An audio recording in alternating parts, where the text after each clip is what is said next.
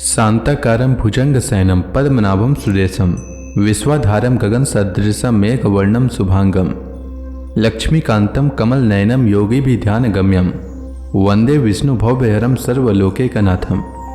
मंगलम भगवान विष्णु मंगलम गरुड़ध्वज मंगलम पुंडरीकाक्ष मंगलाय तनोहरि। ओम नमो भगवते वासुदेवाय।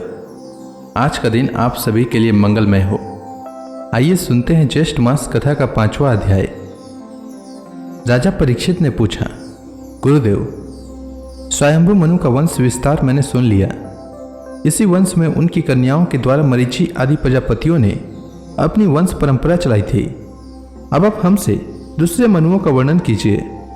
ब्राह्मण, ज्ञानी महात्मा जिस जिस मनवंतर में महामहिम भगवान के जिन जिन अवतारों और लीलाओं का वर्णन करते हैं उन्हें आप अवश्य सुनाइए।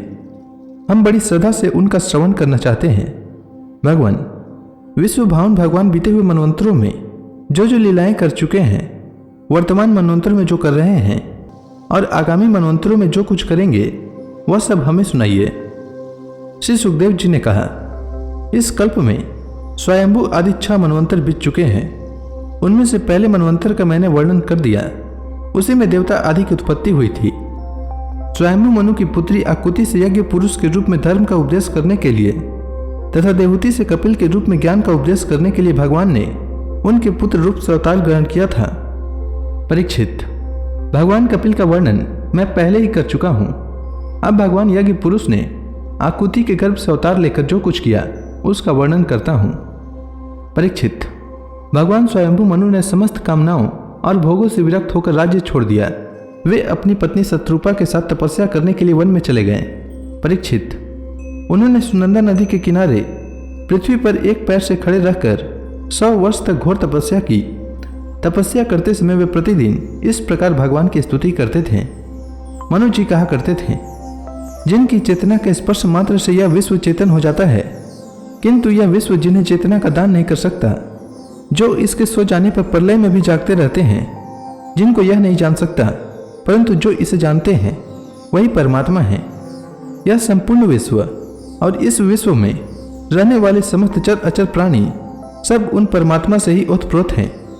इसलिए संसार के किसी भी पदार्थ में मोह न करके उसका त्याग करते हुए ही जीवन निर्वाह मात्र के लिए उपभोग करना चाहिए। तृष्णा का सर्वथा त्याग कर देना चाहिए। भला ये संसार की संपत्तियां किसकी है?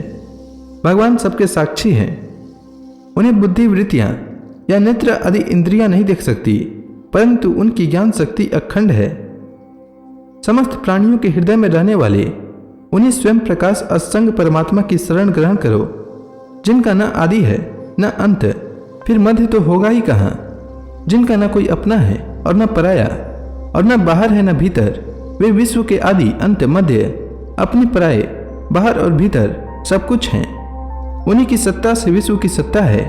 वही अनंत वास्तविक सत्य पर ब्रह्म है। वही परमात्मा विश्व रूप है। उनके अनंत नाम हैं। वे सर्वशक्तिमान सत्य, स्वयं प्रकाश, अजन्मा और पुराण पुरुष हैं। वे अपनी माया शक्ति के द्वारा ही विश्व सृष्टि के जन्म आदि को स्वीकार कर लेते हैं और अपनी विद्या शक्ति के द्वारा उसका त्याग करके निष्क्रिय सत्स्वरूप मात्र रहते हैं। इसी से ऋषि मुनि नैष्कर्म्य स्थिति अर्थात ब्रह्म से एकत्व प्राप्त करने के लिए पहले कर्म योग का अनुष्ठान करते हैं। प्रायः कर्म करने वाले पुरुष ही अंत में निष्क्रिय होकर कर्मों से छुट्टी पा लेता है। यूं तो सर्वशक्तिमान भगवान भी कर्म करते हैं, परंतु वे आत्मलाभ से पूर्ण काम होने के कारण उन कर्मों में आसक्त नहीं होते हैं। अतः उन्हीं का अनुसरण करके अनासक्त रहकर कर्म करने वाले भी कर्म बंधन से मुक्त ही रहते हैं। भगवान ज्ञान स्वरूप हैं, इसलिए उनमें अहंकार का लेश भी नहीं है। वे स्वतः परिपूर्ण हैं, इसलिए उन्हें किसी वस्तु की कामना नहीं है। वे बिना किसी की प्रेरणा के स्वच्छंद रूप से ही कर्म करते हैं। वे अपनी ही बनाई हुई मर्यादा में स्थित रहकर अपने कर्मों के द्वारा मनुष्यों को शिक्षा देते हैं। वे ही समस्त धर्मों के प्रवर्तक और उनके जीवन दाता हैं। मैं उन्हीं प्रभु की शरण में हूँ। श्री सुखदेव जी कहते हैं, परीक्षित, एक बार स्वयंभू मनु एकाग्र चित्त से इस मंत्र में उपनिषद स्वरूप श्रुति का पाठ कर रहे थे।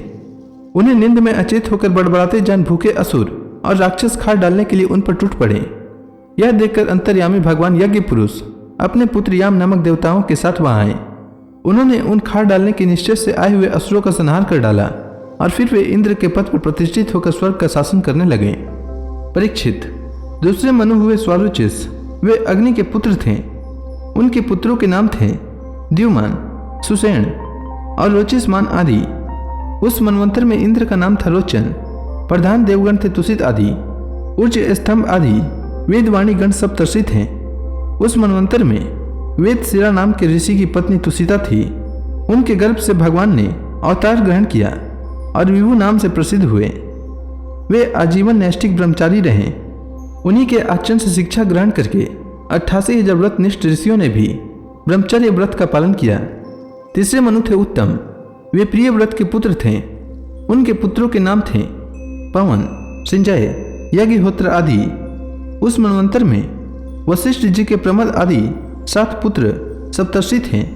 सत्य, वेदश्रुत और भद्र नामक देवताओं के प्रधान गण थे और इंद्र का नाम था सत्यजीत।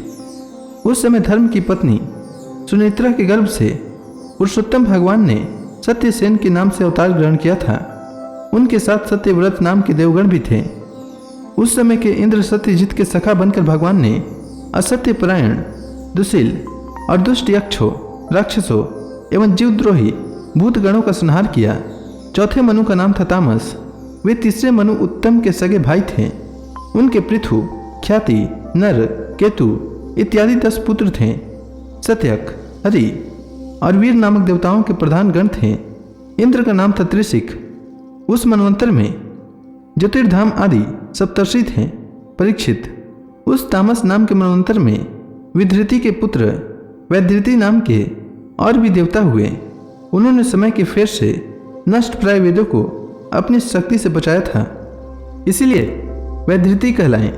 इस मनवंतर में हरिमेधा ऋषि की पत्नी हरिणी के गर्भ से हरि के रूप में भगवान ने अवतार ग्रहण किया। इसी अवतार में उन्होंने ग्रास से गजेंद्र की रक्षा की थी। राजा परीक्षित ने पूछा, मुनिवर, हम आपसे यह सुनना चाहते हैं कि भगवान ने गजेंद्र को ग्राह के फंदे से कैसे छुड़ाया था। सब कथाओं में वही कथा परम पुण्यमय, प्रशंसनीय, मंगलकारी और शुभ है, जिनमें महात्माओं के द्वारा गान किए हुए भगवान श्री हरि के पवित्र यश का वर्णन रहता है। सूत जी कहते हैं, सौनक आदि ऋषियों, राजा परीक्षित आमरण अनशन करके कथा सुनने के लिए ही बैठे हुए थे। उन्होंने जब श्री सुखदेव जी महाराज को इस प्रकार कथा कहने के लिए प्रेरित किया, तब वे बड़े आनंदित हुए और प्रेम से परीक्षित का अभिनंदन करके मुनियों की भरी सभा में कहने लगे।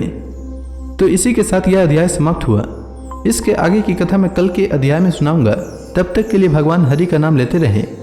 तो प्रेम से बोलिए भगवान विष्णु की जय, श्री कृष्ण भगवान की जय, समस्त देवी देवताओं की जय।